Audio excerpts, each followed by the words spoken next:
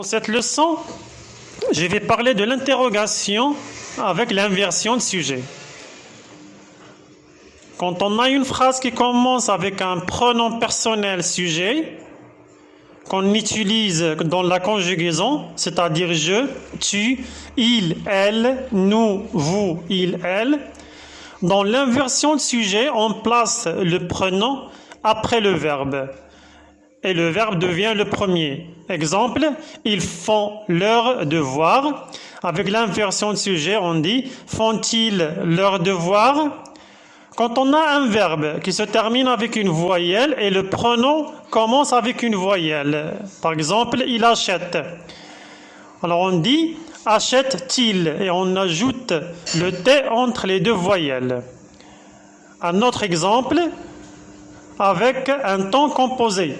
Quand on a un temps composé, le pronom se place après l'auxiliaire et ce n'est pas après le participe passé. Exemple, tu as fait tes devoirs. As-tu fait tes devoirs? Il a fait les devoirs.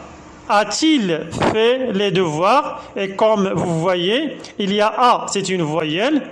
Et dans le pronom, il y a I, c'est une voyelle. On a mis le T entre les deux.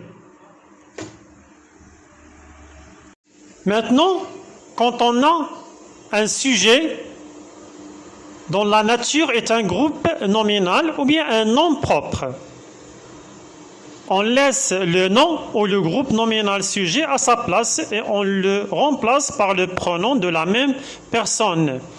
Exemple, les élèves font leurs devoirs. On laisse la phrase comme elle est. On ne change rien dans l'ordre des mots. Mais on ajoute le pronom qui remplace le sujet. Donc les élèves, c'est un groupe nominal sujet pluriel. On a utilisé il qu'on a placé après le verbe faire, font. Et on dit les élèves font-ils leurs devoirs?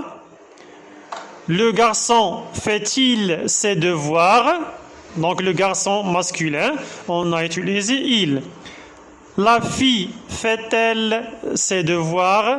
La fille, c'est féminin, donc on a utilisé elle.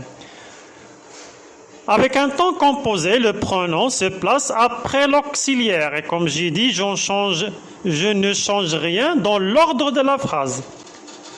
Donc les élèves ont fait leurs devoirs.